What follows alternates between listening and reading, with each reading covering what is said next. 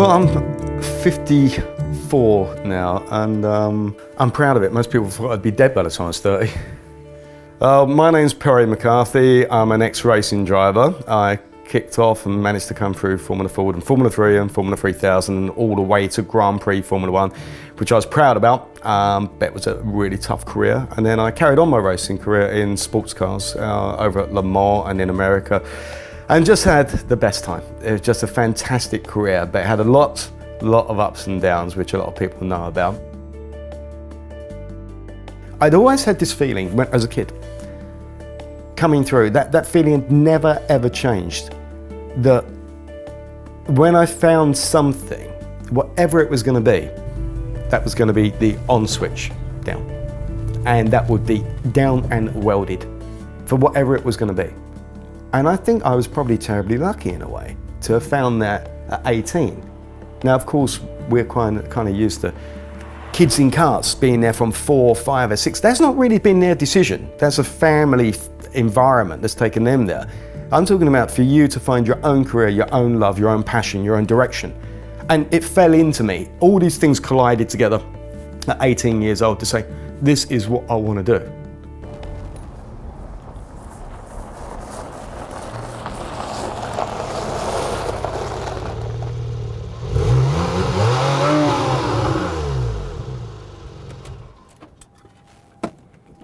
Frankie boy! Am I supposed to be impressed by like you revving the engine? I'm going to show you the difference. This one's got an engine. I was always a fan of the 18. This is a work. This is Thunderbird 2. Yeah. Where's the pod? It's in the hatch cover because you can put anything in there. Bullion, bodies. Bullion body. You'd be surprised. That the old man was like, you know, pretty much slagging me off down the pub to anybody who's listening, that I was going to be a bum with no backside in his trousers forever and a dreamer and everything else. And I wasn't really too rapt about that because I'd been working on the oil rigs to get the money together to even start.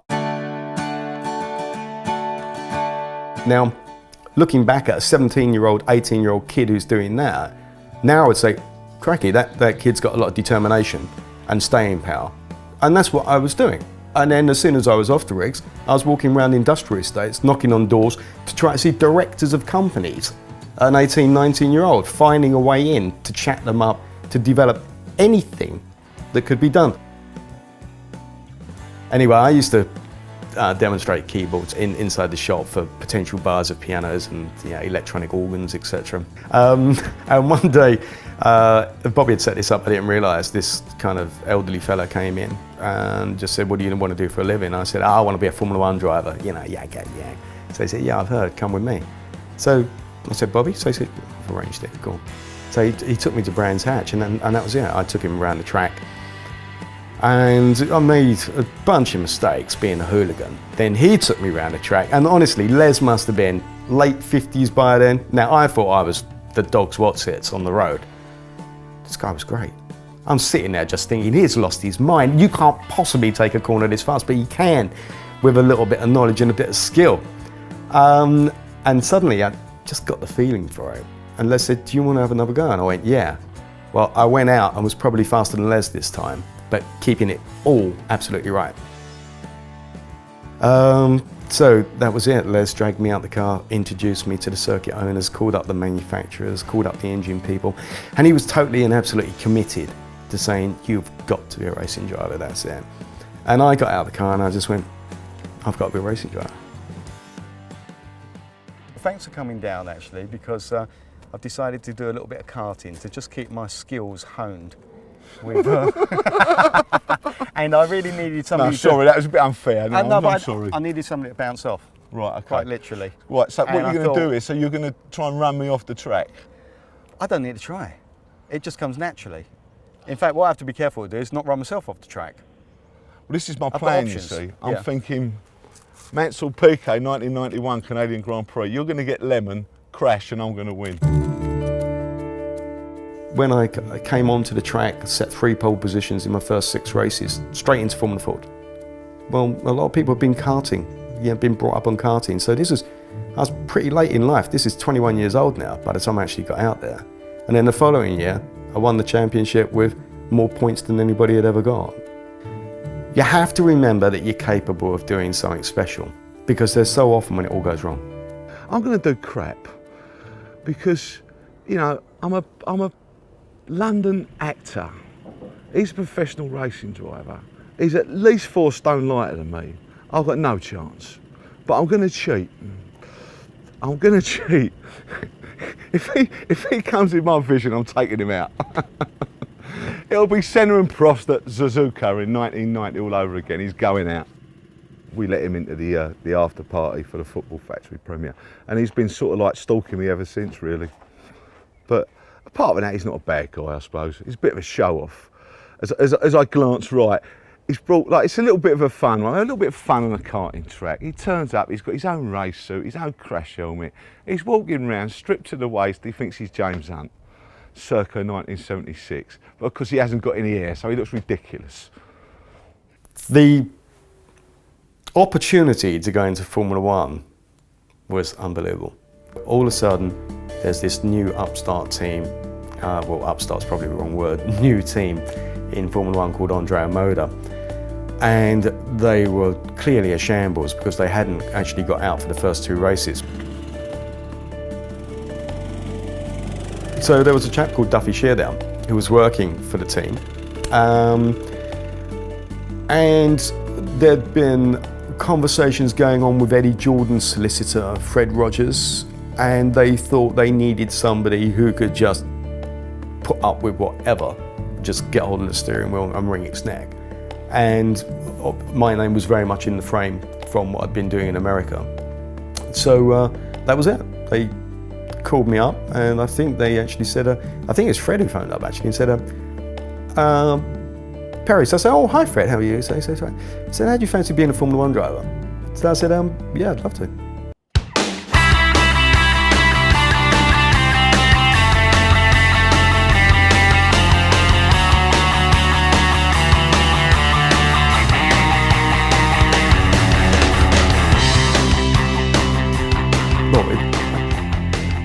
Those 2 years on the rigs, shot blasting like that, I thought of nothing except being a Formula One driver. Coming through all the different formula, raising money, I thought of nothing except about being a Formula One driver. Losing the house because we had to mortgage it against the Formula 3000 team, being in hundreds of thousands of pounds worth of debt by that time of that telephone conversation. I thought nothing about except being a Formula One driver. And there it was.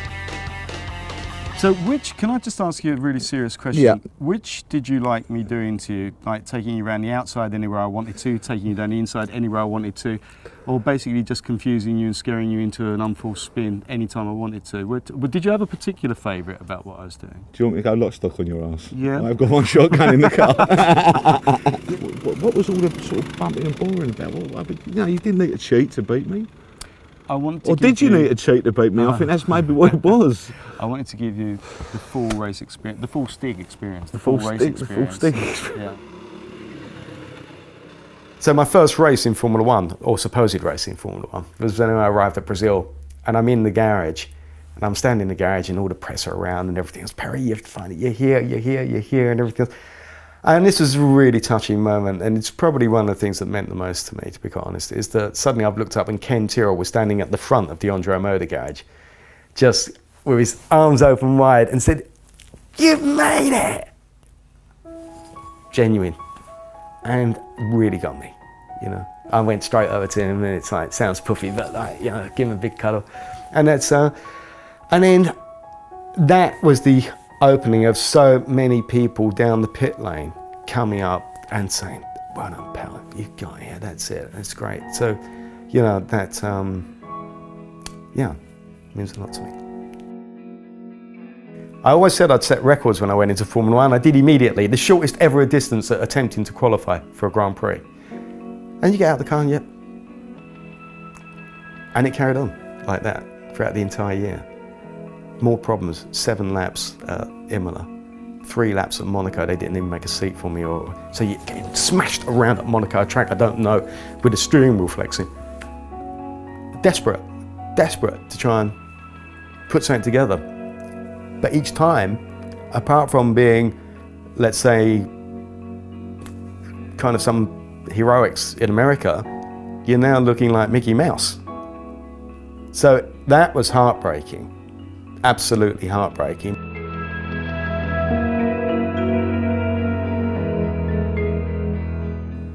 Jeremy talked to me about the Top Gear opportunity and the plans that they had to bring it back on air. And we did a tiny bit of test filming about who was going to be their new presenters.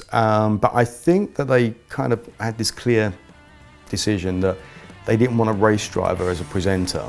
And I think the idea that they had, which I believe, obviously looking back, was a brilliant one. It was an intrigue, certainly it was an intriguing one at the time, was to have this kind of anonymous driver.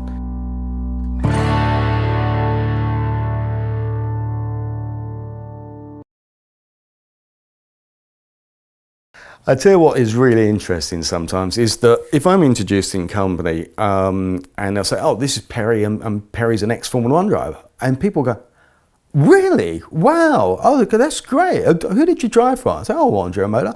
Oh, cracky. That must have been really interesting. Yeah, it was. Thanks very much, you know. Then if somebody comes in and says, oh, by the way, here's the Stig. A totally different level. No. Oh, my God. You were the Stig! You were the Stig! Oh, hang on! Beep, beep, beep, beep. Speak to Johnny. Hi, Johnny. Speak to Bobby. Beep, beep, beep, beep. Oh, can you sign it? A totally different engagement. Absolutely different engagement. They were so made up about meeting the Stig. And it is quite bizarre because really, being the Stig was driving, well, it wasn't driving race cars, it was driving very high-powered road cars around a pretty easy circuit in one place. That's it. You know, being a racing driver, you're directly compared against the best drivers in the world in some of the world's most exotic race machinery at circuits all over the place in changing conditions with all sorts of things happening. So it's nothing compared to being at the top of the tree in motor racing, but it does make you laugh, or it makes you smile, because whatever, that's people's perception on it, and I'm not going to spend a load of time putting them straight on it. So, but inside you kind of think, you got no idea. But if it's given that much fun and enjoyment to everybody, then count me in, you know. I really feel like that. But the question of, does it annoy me or whatever? No, I find it as Spock would say, fascinating, you know. Just fascinating, just going, right.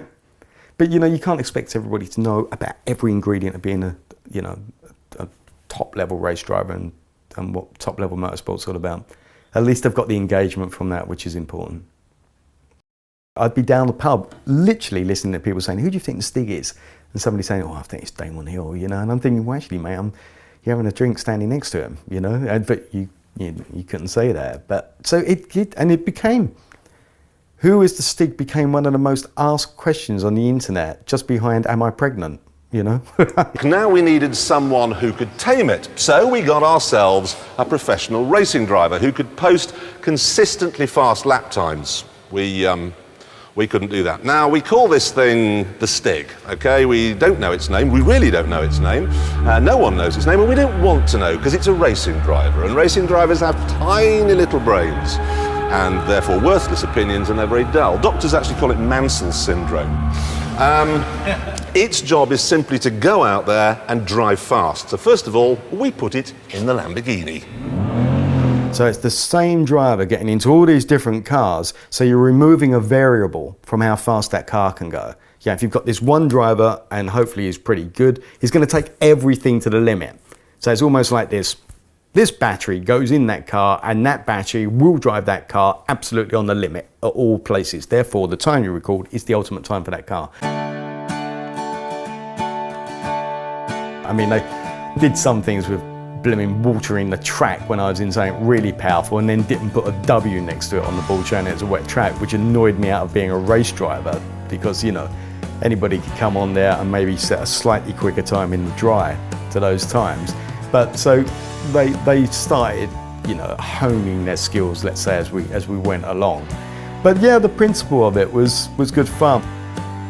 The kind of crossing the arm stuff, well, as you probably recognise, I can be a moody git. So yeah, I was quite well known for kicking around if I was in a bad mood with my arms crossed. And that's, I decided that Stig didn't need to be charming. I thought, right, I'm just going to make him so off. It's not even funny. You know, so dismissive. Some of the things that I'd probably done and regretted it as a real person in real life. Yeah, where I'm fed up with somebody talking, I just go, really? Like, just walk. Yeah. But then there's ramifications to that.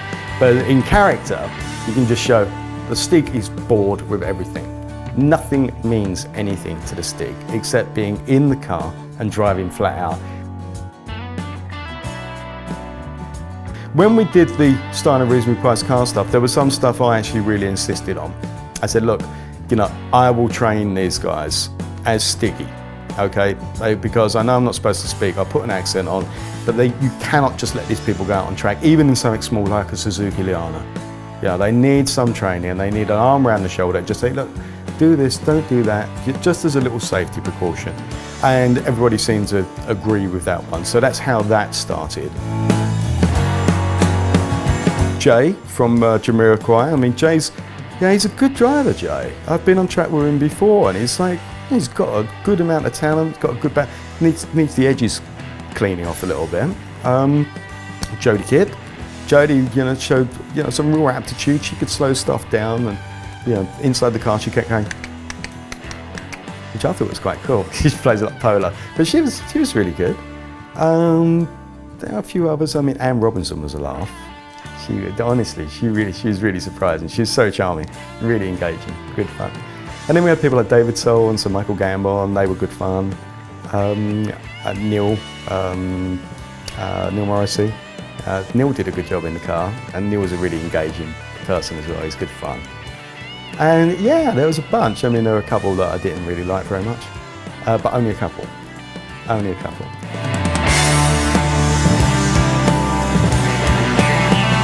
I'm pretty convinced Richard knew it was me immediately, but he certainly did by the end of the first program. But I knew Richard anyway, Richard Hammond. James wasn't with the show back then.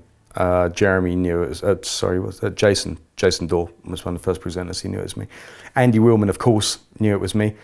I tell you what, not many people after that. I mean, even there was, I forget his title, but he was kind of in the BBC. I think he was actually even higher than Andy Willman.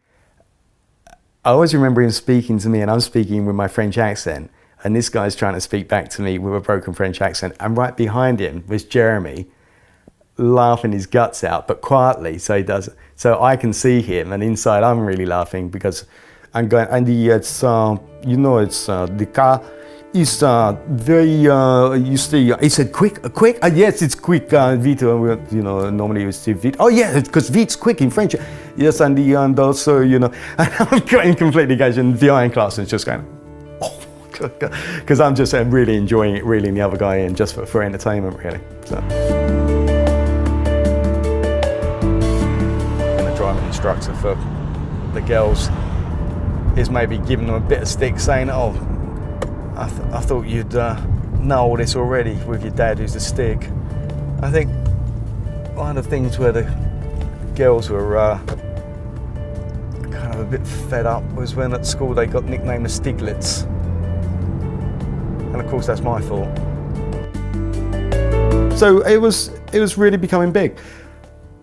The only thing is that commercially I'd agreed a handshake on a deal, fine. But it was going to remain like that. And there was no way that, let's say, as a TV presenter, I could exploit being on such a successful show as such a successful character, because the nature of it was secrecy. So I wasn't happy about the commercial arrangements going forward. Obviously, I'd agreed them to that point. That's fine. You do it, shake hands. But if there was going to be no change going forward, which I had asked to be considered, then I thought, well, okay, there's no reason to do this. So I've basically said I don't want to do it. And I think by then, maybe they kind of thought I'd run my course anyway as well. So yeah, it was no big deal. But there was no future. I wasn't going to stand there like a muppet for another 7 years, being quiet, wearing a crash helmet, and for the level of money that was on the table. I mean, there was reports recently that the Stig earns XYZ. It's 2 and 6pence, believe me. It's very, very little amount of money. And I'm not the kind of person that's going to be standing around doing that with no real say in the show. It wasn't creative enough for me to be doing anything more with.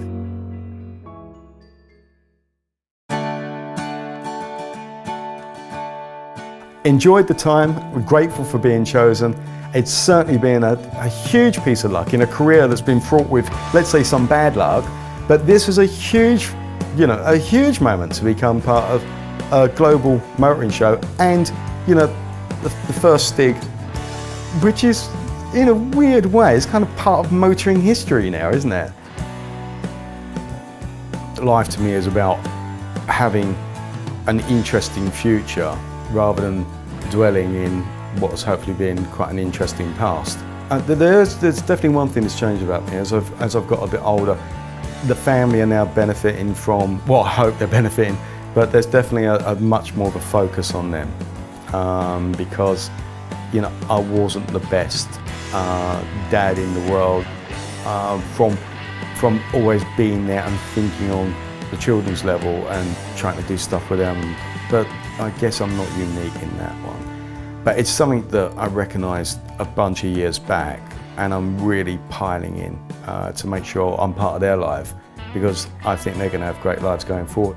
I would say that as a pie chart, there's a lot of me that's very happy, but I guarantee you it's not all of me, because that last bit is the kill, the push and make happen. And I don't think I'm ever going to be happy.